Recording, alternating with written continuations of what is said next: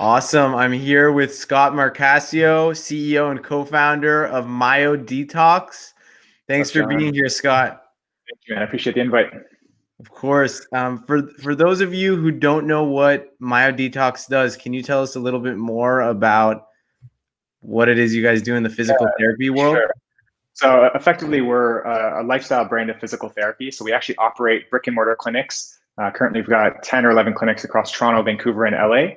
And really, I'll tell the story how this all came to be, but really our vision is just to help people live long, fulfilling lives doing what they love. And I think the mission that we wake up to every day is how do we actually change the way people relate to their health and wellness? I think traditionally physical therapy has been very sterile, very medical, not so fun to go in, and very transactional. And as you know from your recent visit to our West Hollywood location, we're really trying to make this a essential component of your lifestyle routine. So our tagline is future proof your body. And that really is a nod to realizing that there's so much that we can do ahead of our rotator cuff tearing or needing a knee replacement and capturing people earlier in their lives to just take care of their bodies and teach them, give them the tools, not only that they need to come in all the time, but when you're not coming to the clinic, what can you be doing to take care of your body over the long term? Yeah, I loved coming in and getting that balance of work done on my body, like sort of like a deep tissue massage, as well as an actionable and easy thing to walk away with that I could practice on a day-to-day basis and that I could actually share with other loved ones that were having, let's say, some lower back pain, which I know if a lot of us are spending time behind the computer right now. Sure. Has been, the amount of lower backs and necks that we have coming in, I think everyone's working from home all year. It's been crazy. Yeah, that's where I love the synergy between our businesses and what we're both doing. Can you tell us a little bit more about the inception story and how Myodetox came to be? Yeah, there was no sort of grand magic moment that this came to be other than I had terrible back pain and I was searching for a therapist. So to wind the clock back to 2014, I was working in the telecom field, so nothing to do with health and wellness. But my hobby at the time was doing Olympic weightlifting and was really beating my body up. And I ended up having a pretty significant back injury that led to having 2 years of chronic back pain. And it was tough. I was seeing physios, chiros, massage therapists, osteopaths, and just trying to find some relief. Similar to you, got into yoga, and long story short, a lot of that gave me some temporary relief, but I didn't get to the root cause of what was going on. And then a mutual friend connected me with my now business partner, Vin. So Vin's a physical therapist, trained in Montreal, was living in Toronto at the time. My friend said, "You got to see this guy. He's the best. He's a magician." And I went and saw him, and we just really hit it off. And within 3 sessions, he had understood that there was this huge compensation pattern that I was having through my rib cage, and I was creating this extra tension in my back. And as I was going through any sort of like squat movements or lunges, it was just this crazy torsion in that area of my back. So as he unwound through all that, taught me new movement patterns, similar to what you mentioned, really got into the tissue and the deep structural stuff going on. I was pain-free. And that to me was this light bulb moment that surely other people are having complex issues that they can't solve every day. And Vin's mission at the time, he wanted to break down the walls between therapists. And so often, if I'm a physical therapist, I don't talk to chiros or I don't talk to massage therapists, and I'm going to stay in my lane. And Vin sort of thought that the therapist of the future is almost going to be like mixed martial arts, where you will learn something from everyone and you will find whatever tool works for whoever's on your table in front of you or that person that needs help. Let's package that together and find the best way of doing things, whether it's my specific way or not. And it was sort of just that combination of like his passion and his vision, and then my back pain brought us together. And when I met him, he was doing something interesting on Instagram because he was really one of the first therapists putting out content marketing. And back in end of 2014, he had a couple thousand followers on Instagram. And now he's got close to 600K.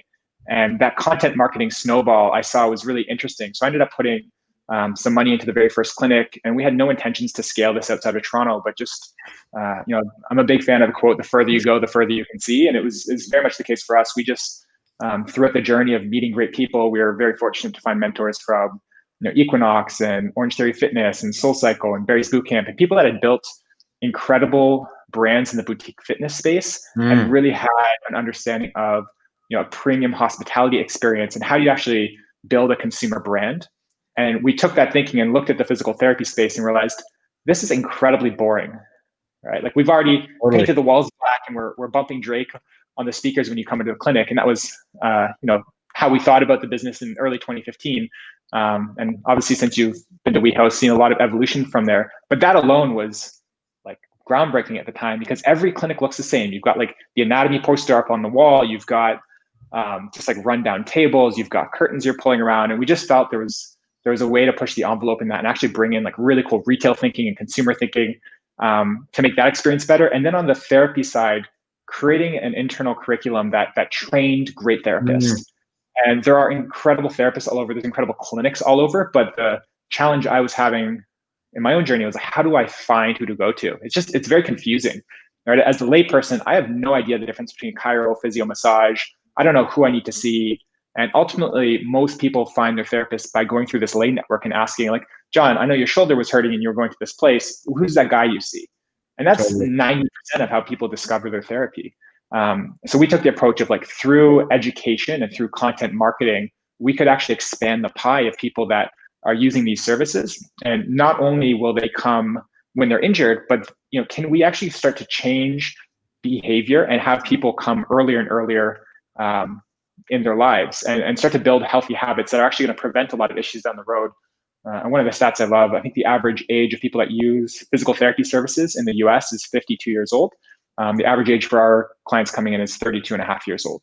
So we're really, really speaking to a younger demographic. And ultimately, we're building a company that speaks to us, right?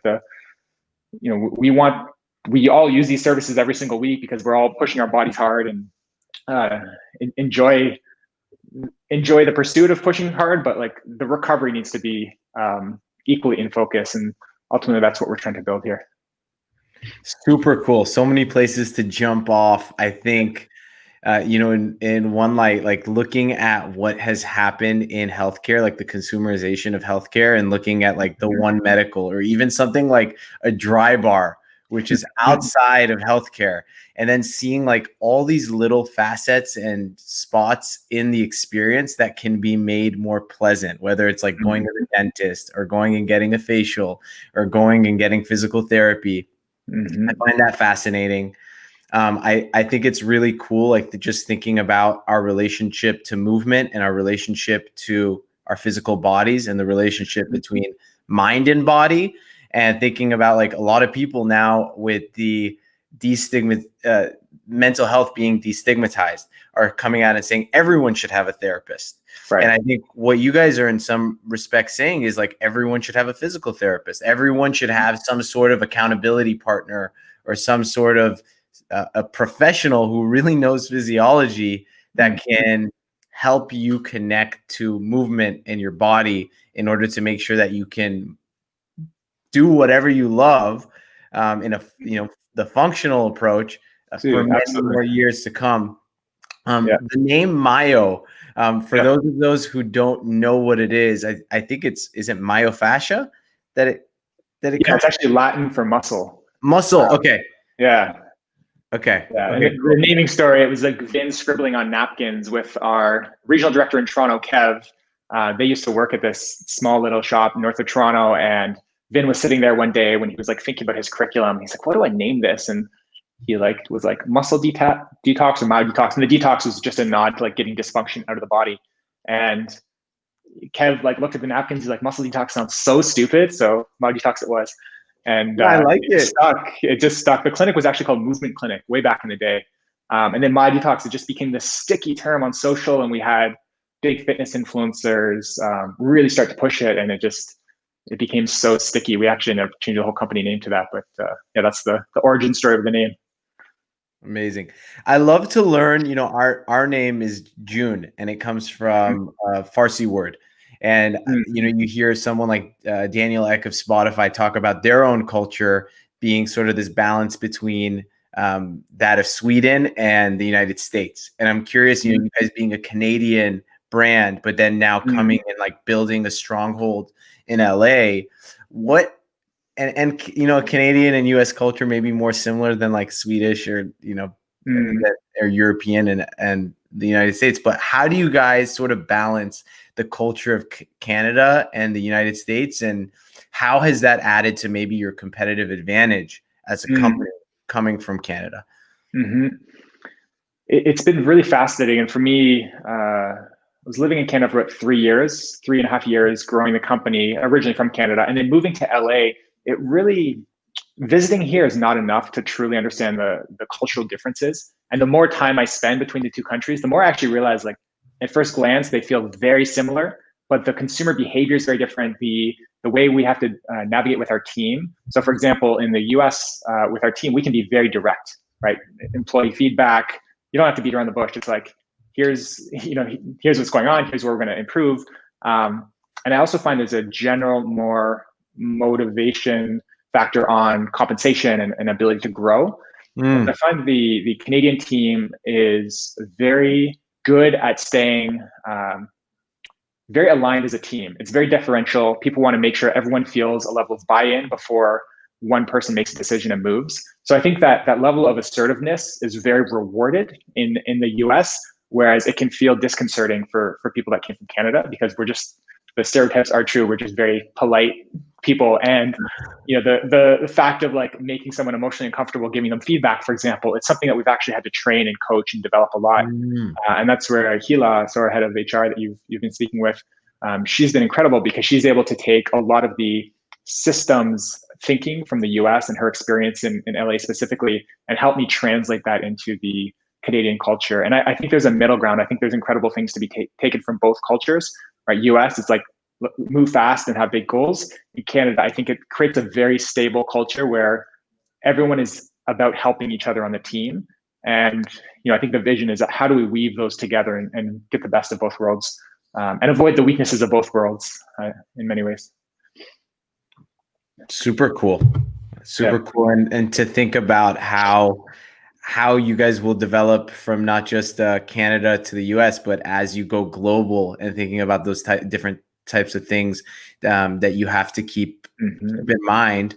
I think that's a great jumping off point to thinking about how do you take care of your people at Myodetox, and what are your maybe overarching like leadership philosophies as you're thinking about growing your team?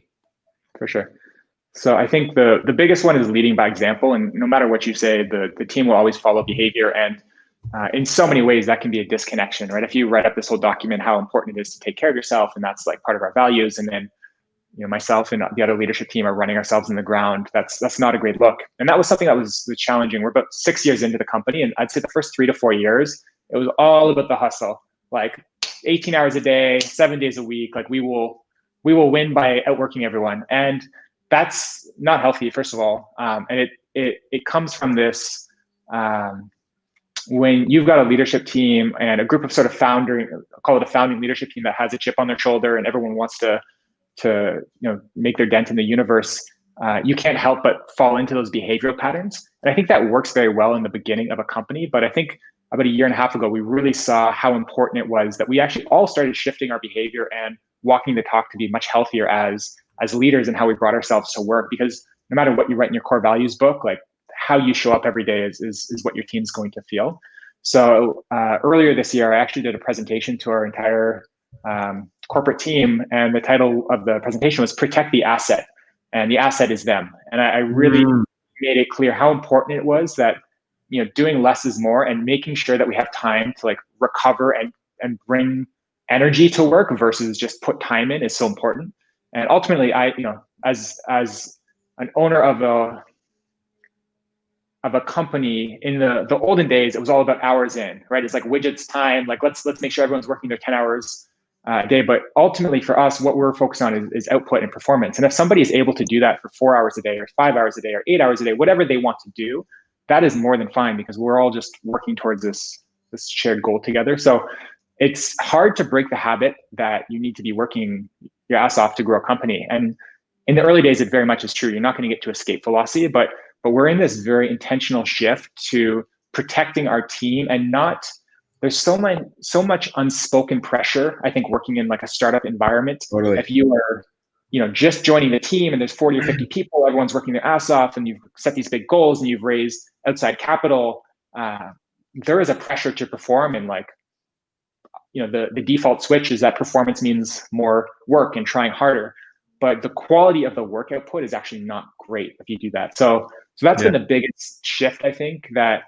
for example, in 2021, I'm taking a total of 4 weeks unplugged, no email, no phone. So every quarter in my schedule, I've got a full week blocked out where I won't touch my phone for a week, or check my email. And I did that a few times this year. And that's really important for me to just sit and think about a lot of things, but most importantly, like, is where we're headed still authentic to what our goals are and to the rest of the team? And as the team grows, the mission continues to evolve. And those little things of I think it all comes back to being kinder to yourself. Like, all of us have great work ethic. Like, we hire and we filter people that are ambitious, want to grow, want to be challenged. So that's the easy part. Like, working our asses off is the easy part. It's actually, how do you make sure that we've got guardrails where people are not burning themselves out, and we're protecting, back to my title of my talk, protecting the asset, which is our people. All right. So if you have somebody that is constantly burned out versus someone that is getting 80% of the way there, taking some time to recover, 80%, like working in those sprints.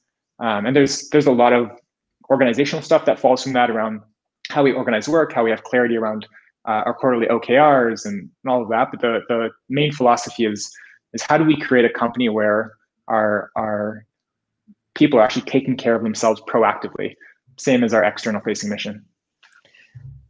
Yeah, the overlap between what you guys are doing for your end user, like the customer, and then how you're treating your own asset is awesome. Like, even when I came into Myodetox, like, I'm in this like drive or die mentality where I, like, every day I want to get in a workout. But it was so good for me to come in and to reset and recover, which is a big part of your value prop as a company in terms of physical therapy, is like recovering. So then you can go back and do the workout and do the work even harder. And I think repeating that and reinforcing that for your people is huge, because you have providers that are like giving energy every day. So you want to make sure that their cup is full so they can give your customers and the company all the JOON, all the energy. Absolutely. Absolutely. How about you, Scott? What are you like? You mentioned being an Olympic lifter and then coming back to like the PT world. What does your wellness routine look like today? So I love experimentation. So I'm always like playing with different things. I'd say a few of the things that have really stuck with me is meditation. I started meditating when I was like 16 years old, and just it's always stuck with me. And I love like uninterrupted time to just like exist. So floating, now that I'm back in LA, I go to a pause down in Marina Del Rey and try to get a float in at least once a week. And just that time is like the best unwinding and like strategic thinking. It kind of lets you just go and sit on the mountaintop again and like look at the landscape. It's like, both on a professional and a personal life, it's like, what's going on and what do I need to make from an adjustment standpoint? I think very fortunate being back in LA, just the access to being healthy. It's so easy from getting sunshine in the morning, making sure that I'm eating healthy. And I look at every investment, and even groceries, it's like an investment in my long-term health. And it's the same reason where, Vin had this great horse he was riding around. Like, the message he wanted to percolate was, you own nothing but your body, right? People every day, they'll go take their cars for oil changes, they'll get their house renoed, they'll go get their teeth cleaned, but nobody proactively takes care of their body. And that's shifting, right? 10 years ago, buying a $12 green juice didn't make any sense. Like, the consumer behavior wasn't there. But over the last decade, people buy juices all the time, and there's been huge businesses built. And I think all of us are very much in the mindset that's sort of the shift happening now. I think LA, as you and I live every day, this is like the epicenter of health, and it's so easy to be healthy here. But that is actually shifting around the world now, and that wave, it's not uncommon in these second or third tier cities where we're getting organic groceries, organic produce. Like, to me, this is the bedrock of being healthy. Like, what you put in your body is so important and so critical. So for me, it's like getting regular blood work, understanding like my micronutrient status, getting genetics testing, like all of those things. I love geeking out on that, but it's, you don't really need to get past the fundamentals of just like eat great, healthy food that isn't toxic or poisonous, and just making sure that sleep is another big one. I think, as you know, from being an entrepreneur, it's like the hustle mania of not sleeping and just like being push and grind, like really setting good guardrails where I regularly try to sleep 8.5 hours a night, because I just know I'm a better leader. I'm more focused. I'm less reactive. Like it makes me, the output is so much greater than the extra hour and a half I spend a day getting that sleep in. So long list of other things, but that's how I would think about my philosophy towards health personally. Super cool. The basics are where it's at, and I'm curious to know what you're eating. What are you eating these days? Yeah, a lot of basics. Erewhon, way too much. Definitely too many hot plates since I've come back, but just a pretty mixed, I'd say, paleo plus diet. I've been getting away from eating meat lately a lot, like this year for sure. Similar to you, when I was younger, it was like all about protein and muscle mass and like get as big as possible. And now that I've come to a lot more balance with that, I think eating meat once or twice a week is more the focus, and a lot of plant-based, a lot of home cooking. So your basics. Okay, we got to share an Erewhon meal sometime soon. Yeah, always down.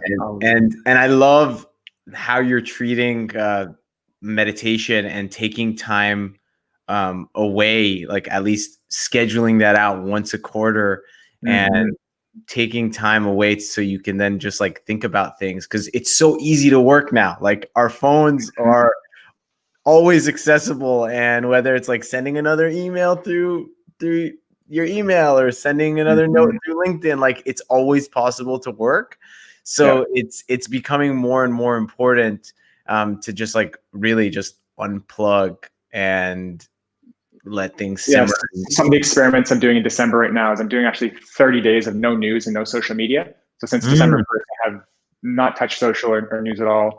And regularly, like I don't keep my email on my phone. I don't keep a browser on my phone. I actually disable my browser. So all those, my background's in psychology. So I always think about like how our brains are sort of being co-opted by all this tech, and it's like use it for the good, but avoid the challenges that sort of suck you into the hole. It's been really freeing, just like staying away from the news for a few weeks after the year we've had, for sure. Totally. Yeah, I used to, and I still do, but I haven't been as good with it. I put my phone on airplane mode before bed, and then I try not to look at anything and keep it on airplane mode for the first 30 minutes to hour of my day, because I really feel like seeing other people's messages, even if it's from your friends and family, it's like someone else is now dictating your stream of flow of thoughts, instead of like really developing that on your own, or like tuning that in with some level of nature, whether it's going outside and just like waking up naturally instead of waking up. Just hijack your whole morning. You see the wrong message, it's like a pinball. So yeah, I think that's a great skill to develop. Absolutely. Something I wanted to come back to, and I thought of it when you talked about like the pricing of green juice, that I really appreciated about your experience, was you walked in and the pricing was so simple to understand. And I think in a world of so many options, having someone like narrow them down is very empowering as a consumer. I'm curious, like how you guys came to think about your pricing at Myodetox. I'll stop there, and then I'll have another follow-up. It's nice to hear that, because our pricing was a mess when we opened in the US. Like that's like the 6th iteration, because coming into the US, we sort of had all this experience in Canada about what works. But one of the biggest differences in our business model is a lot more of our revenue in Canada is driven through the insurance dollars, mostly because the insurance system is dramatically more simple to use. In the US, people have their plans, they've got this deductible. Most people don't reach that deductible. So it's very confusing trying to understand, do we set pricing more for the insurance market or more cash-based? And in the US, we've opted to do staying away from insurance and really focusing on more of a cash pay model. Whereas in Canada, we do deal with the insurers a lot. So the pricing strategy is quite different in each country. In Canada, it's really, we go to the sort of the limits of what the insurers, and it's more market pricing. Whereas in the US, we don't really have any proxies, right? Traditional PT, they're not opening in the West Hollywood and the Beverly Hills of the world. they're opening in smaller towns, and especially states. California specifically is a tough state to get in-network insurance reimbursement. So we sort of had to do a lot of experimentation to get to a point where the pricing felt like it was so where the market would bear, and then also that it fit into our economic model so we could pay our therapists what they deserve to make. So it's been just a lot of experimentation, but ultimately we're trying to build, I think at this stage of the brand in the US being so junior, we are trying to build a brand halo. So as you know, we're opening in Brentwood and Studio City shortly. New York is next on our roadmap. So the next year and a half, it's focused on a little bit more of the higher end demographic and more affluent clientele. And that is going to allow us to unlock our second phase of the growth here, which is actually unlocking more of a digital platform and driving more towards accessibility. But in order for us to create brand differentiation and I think create the brand experience that we want at this point, we felt it was important to sort of be at a mid to slightly premium price point, given the level of service, and it's all one-on-one care. So, yeah, that is a great point around just, is it covered by insurance? Because if you could get to a point in the US, and it's something that we're working towards as a company, working with insurers in order to help subsidize preventative care. But if you can find that sweet spot, I think it would just increase how many people would be willing to jump in and take the plunge. It's something that I'm hopeful for in the next, maybe not the next year, but the next 3 to 5 years to have it'll more. come. It'll come. It's definitely lag time with insurers realizing like preventive care will save them so much money down the road. But a lot of the outcome studies are being done, and I think that the world is absolutely shifting more into that mindset. But it's like the green juice phase, right? We're in that 10-year green juice 2.0. People realizing, oh, preventive care of your body and your health actually makes huge outcome differences when it comes to insurers paying out, in 30, 40 years from now. So I'm very hopeful we'll get there, but I just think at this stage it's so overly complicated. And just to highlight, we do actually, all of our therapists are licensed physical therapists or chiropractors, so we can provide the receipts so people can go get reimbursed by their insurance all day long. But from a business model standpoint, we didn't want to get tied up trying to negotiate directly with the insurers at this point because the gap is just too far, and it's not going to allow us to deliver the quality of care that we want to. And as you've experienced, like when you find that health coach that can really be in your corner and be your expert about your body and help you guide you, I think that to us has a lot of clout. And we look at almost personal training as a bit of a proxy. People will spend thousands of dollars a month on their personal trainer, especially all over LA. And I think coming in once or twice a month rather for a session is, relative to that cost of getting a personal trainer is actually quite small. So that's how we thought about it. Got it. Yeah. And if your insurer isn't covering it for now, maybe your employer will cover it. Yeah, exactly. And Scott, any new moves that you've been learning as you've been, going into Myodetox that you think the JOON community and people listening can incorporate that are just like easy, simple, and have added a lot of value, just like similar to like what I walked away with when I came in?